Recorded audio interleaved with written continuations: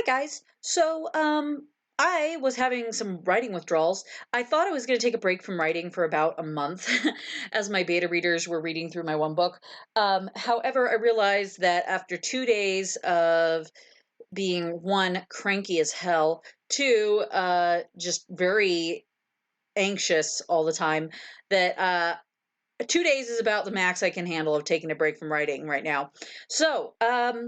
I decided to revisit this idea that I had a while back based on a dream that I had. I've talked about this on my channel once before, and I decided to go ahead and start dabbling in some outlining. I say dabbling, and I'm about 839 words in already, uh, but I kind of get going on my outlining. I'm a very fast outliner. And I wanted to kind of share a little bit of that process with you in case it might be something that you would find beneficial to your own outlining process or your own writing process. Since I'm pretty close to the beginning, I figured this would be a good opportunity to go ahead and record some of this. With this, bear with me. This is all very bad writing because it is just outlining. It's just basically me fleshing out the plot, the characters, the world building, all that jazz in basically chapter summaries and trying to come up with logical progression of events to make the story.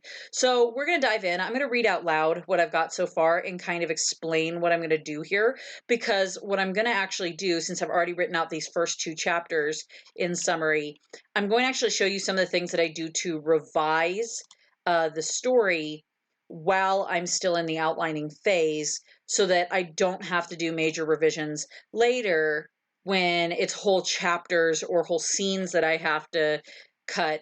Woo. It'll be more like just a sentence or two that I have to cut in order to change the story and such.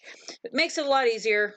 And I honestly do this because I don't ever want to have to go through having to cut 20,000 words when I'm only 30,000 words into a book again. That was not fun. And I did that on my first book way back when. So we're going to dive right in.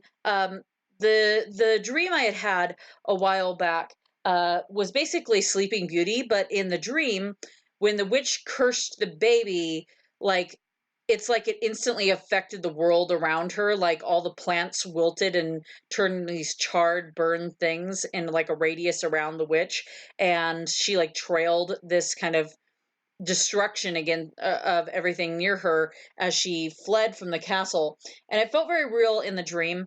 And then when I woke up, I decided, I was like, wait, so what if I made a world where, like, for evil actions or something, there was like karmic repercussions, essentially.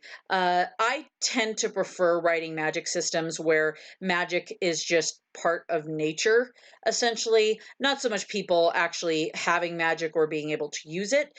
Well, with the story, it kind of progressed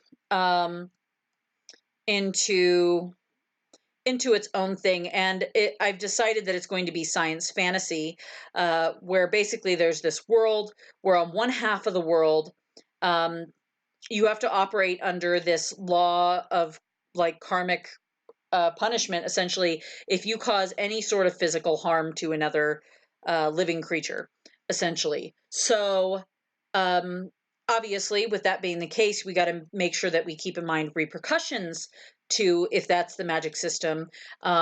Obviously, all our people would be vegetarians.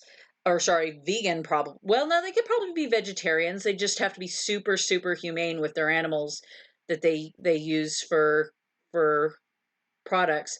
I don't know. I've got to delve into that more later. But anyway, with that being said, that's kind of the general premise. I know quite a bit more about like the plot and such because I've been brainstorming this for, oh lordy, probably like 6 to 8 months. It's been kind of like off and on coming into my head. So we're going to dive right in. I'm going to read out loud. Bear with me. I'm horrible at reading out louds, and there's probably a million and one typos and stuff. So we're going to dive in. I'm going to show you how I kind of revise from the outlining stage so that I don't have to revise so heavily later. So a princess is walking through the garden with her mother, who is losing her mental faculties from a mysterious illness. The mother almost steps on a bug, but the princess stops her just in time, and the mother acts grateful for the princess, keeping her from having to pay the price, quote unquote, for killing the creature. The princess is very worried about her mother. What if, in her confused state, she accidentally does something to get herself hurt, or worse?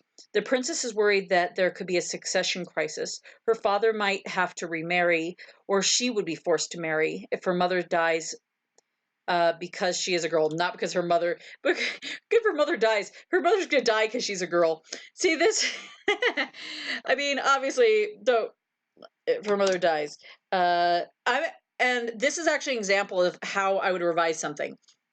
So with this, I've actually changed my mind since I wrote this about worrying about her having to marry because she's a girl and she can't inherit the throne, so it has to be a guy.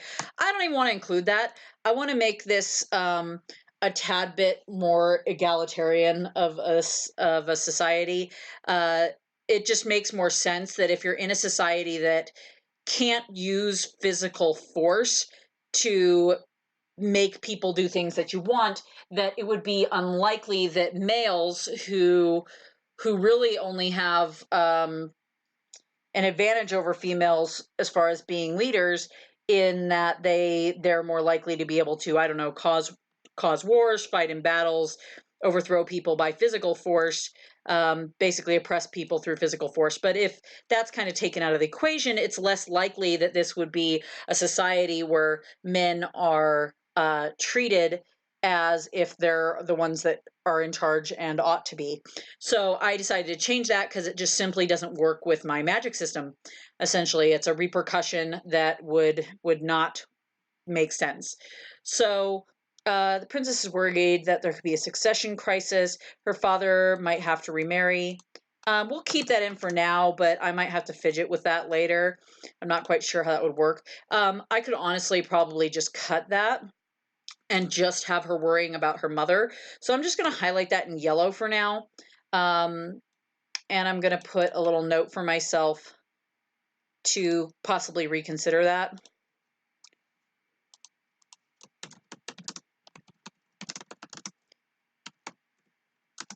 Yeah, there we go. So I don't even really have to include that in this for the plot that's going to be happening. I just felt at the time when I wrote it that it added a little bit more color to her concerns, essentially. So she walks her mother back to her room and drops her off before she heads to the healer's room to talk to them about her mother. So in this society, um, basically, if you cause physical harm to any living thing, then you have immediate repercussions of equal proportion that go after you. Now, if one were to live in a society like that, that would make being a medical professional awfully hard, don't you think? How often do doctors have to do things like give you a shot or cut you open to perform surgery that would save your life, or do exploratory things, exploratory surgery to discover a tumor or something like that, assuming they don't have x-rays or whatever. So that would make being a medical professional incredibly difficult, because if you do anything too risky on your patients and they die, or you do anything that causes them too much pain or whatever, and you have the same repercussions, that makes it awfully hard to do a lot of things like surgery or treating them in a lot of medical ways. So with this, by the way, I forgot to mention this. I decided that I was going to theme this all as kind of ancient Chinese, um, like royalty and such like that, because I think that sounds really interesting. And also, as you'll learn later when we talk about the guards in the castle, they have a sort of kind of martial art that they learned that can incapacitate people without actually hurting them physically, and that's kind of their specialty. And they're basically kind of like ninja monks. They're kind of cool, but they also don't really have anything to do because nobody bothers trying to hurt anybody in this society because it would be risking themselves. Anyway, so she walks her mother back to her room. She goes to the healers. They have a conversation where she tells the healer that the medicine that they're giving her mother isn't helping enough, and can't they do something more? Like she asks, isn't there something else we can do? Well, the healer explains that there's nothing else that they can try. And hold on, I want to add something here because I want the princess. This is going to be in third person, deep, because I prefer to write in that style. I just really enjoy that. So I want to add something here where the princess, which I really should just name at this point. I need to give her some sort of name. If you have any ideas for names for the princess, please help me out here. I would really like some help. Let's see. The princess wonders if the healer is just scared to try anything more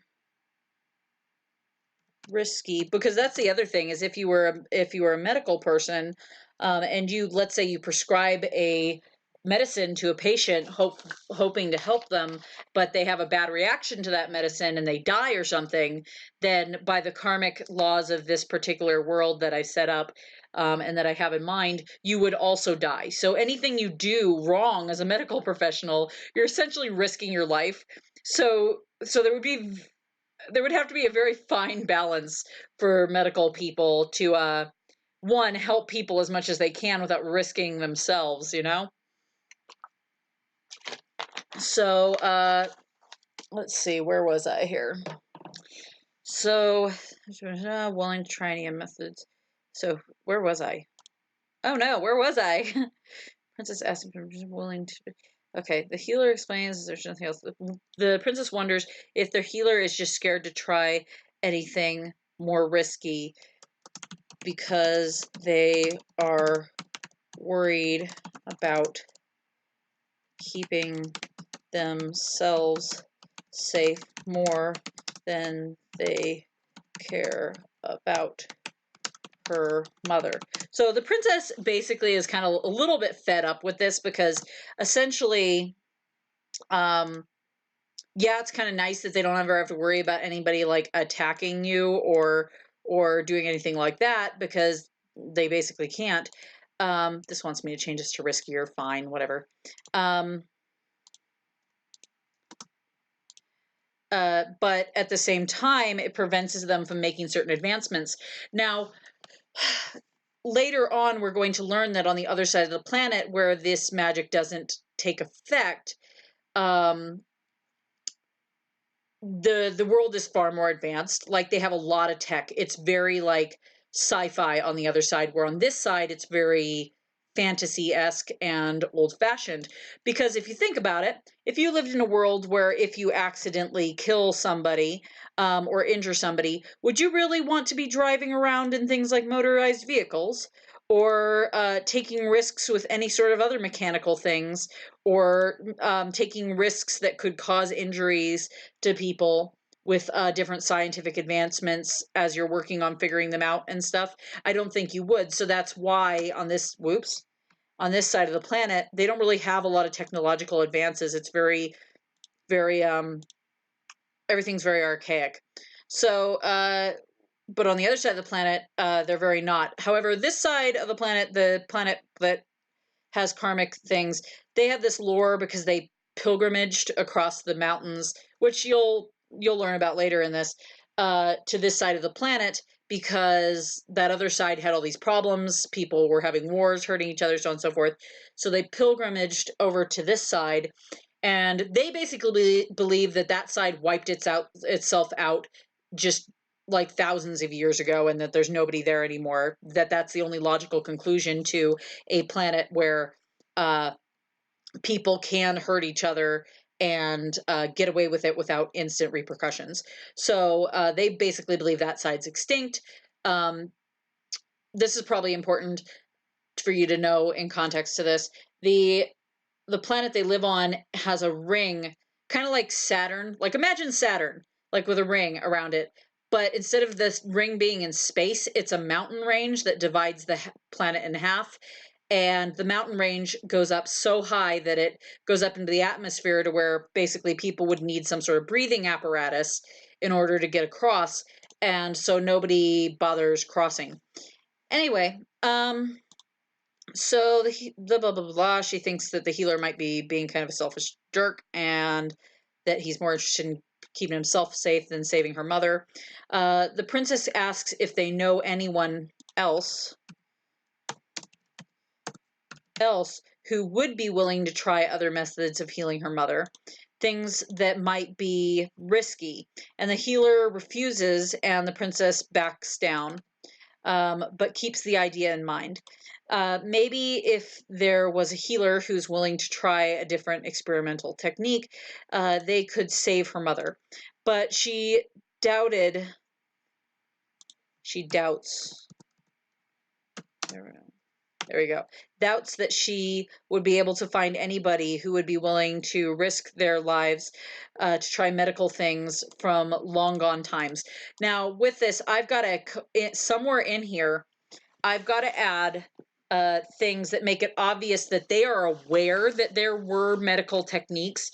They are aware that there were these things, these technologies and stuff back in the day. It's just nobody's really willing to try to recreate them because they consider it too dangerous. So they know very well about them. They have them well documented in texts and stuff that they have, but they don't really utilize the information, which is partially why she finds herself getting so frustrated, because it feels like the answer is right there. It's just a matter of actually getting somebody to do it. Anyway, here we go. I've got to figure out how to sprinkle that in. I might come back to that later, but right now I'm kind of stuck on it. So we'll come back to that later. I'm actually going to add a little note here though because of that, so that I remember to come back to that. Need to make it obvious that they have knowledge of the past tech, but no one uses it for fear of hurting someone and having to pay the price. That's just kind of what they call the whole like karmic repercussion is anytime you do something that hurts something, you have to pay the price, essentially. I might have to change that wording later because that sounds a tad bit cliche, but for now it's fine. So back where we're at here. So she doubts that she'd be able to find anybody who would be willing to risk their lives to try medical things from long gone times. After all, they can't even be sure those techniques worked or how high their success rate was. So in the next chapter here, I plan on having her on her way. Now, this is what I wrote, and this is actually something I'm going to change. So this is an example of something that would theoretically save me quite a bit of writing if I fix it at this point versus trying to fix it later. So with this, I did have written, on her way to her room, she sees someone duck behind a corner acting suspicious. She tries to follow them and see what they are doing, but they have disappeared down the hall. She shrugs this off, thinking it unlikely to be someone or something too troubling, maybe a thief. But those weren't frightening. After all, if they can't hurt anyone if they hurt anyone in the process of their thieving, the price would prevent them from getting away with it. Now, with this, I've decided I'm actually not going to include that little snippet in here. But wait a minute, because I actually, so this is why I do this way, so that I can kind of figure stuff out, because I kind of almost don't want to have this in here, but at the same time, I really want this particular part here where she reflects on this and she thinks bitterly about how the very thing that keeps them safe in so many ways also dooms people like her mother. And I really want to keep that. That's kind of a darling. And maybe I should just kill it. But at this point, because I like that so much, I'm willing to see how that turns out later in a writing phase. And if I have to cut it later, then that's fine. But I'm not sure of it at this point, so I kind of want to keep it for now. So she continues onwards and she heads up to her room, and her handmaiden, or sorry, and has her handmaiden draw her a bath. The servant seems quite distracted as she's filling the tub because she's gossiping with the princess about the other women in the kitchen having sighted somebody sneaking food and running off when the head cook caught them. When the head cook called the guards to catch the man, they didn't take it seriously, and the cook was furious about it. But what could he do but complain? The princess scoffs at this, saying even the guards know their job is pointless in a world where none can hurt anyone without paying the price. She goes on to complain about how she doesn't like how entitled they act about their roles when they never actually have anything to do. Which, I mean, would make sense if you live in a world where nobody can really attack you. It's like, why do you even really have guards? So the maid basically finishes filling the tub and argues that the guards are, in fact, necessary. That just because people can't hurt anyone without paying the price, that doesn't mean that given the right circumstances, someone might be willing to pay the price to achieve an end. She brings up an event that happened decades earlier when a group of people had tried to overrun the palace, making an elaborate coup. I don't know how to spell coup, apparently, but I'm not gonna mess with it right now. The princess says she guesses that's true, so she kind of like agrees with the lady, but she also points out that the attempt failed in absolute anticlimax, with the guards disabling the attackers with their strange martial art that incapacitates without causing bodily harm. So that's where we're going to kind of have that explained a little bit. And I'm hoping that it's going to disguise this exposition a little bit. There's a relatively high learning curve to this, so I'm trying to figure out clever ways to make the exposition work, and I might have to smooth some of those out later, but yeah. She makes fun of the fact that the event had been recorded as resembling a dance and not a proper fight at all, with every party being so very careful not to actually injure their opponents. The princess, as she's talking about this, essentially, the princess sinks into the tub and instantly recoils in pain. The water is far too hot. That should be TOO. The handmaiden also yells in pain and freezes in place. The princess scrambles out of the tub, shaking from the burning water. And then I also wanted to add this detail because I imagine this in my head. Grabbing the robe off a nearby stand and wrapping herself.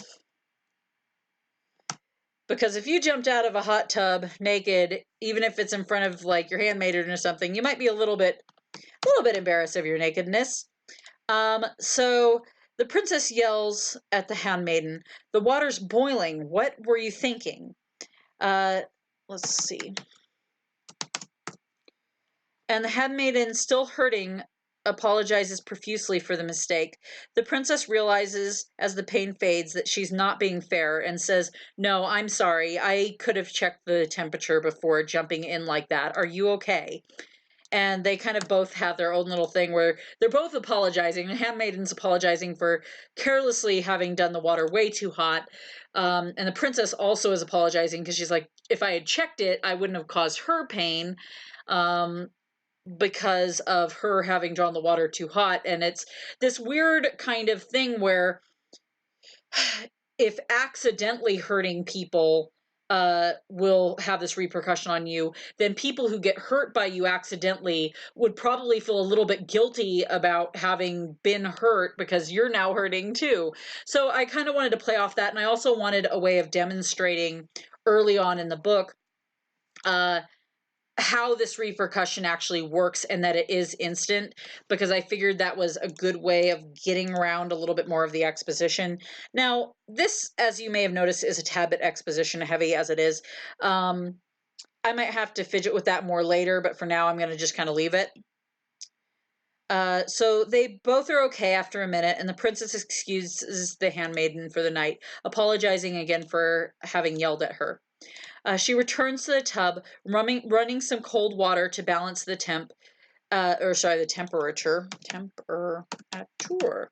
the temperature, and also to relieve the handmaiden of any future responsibility for the tub's temperature.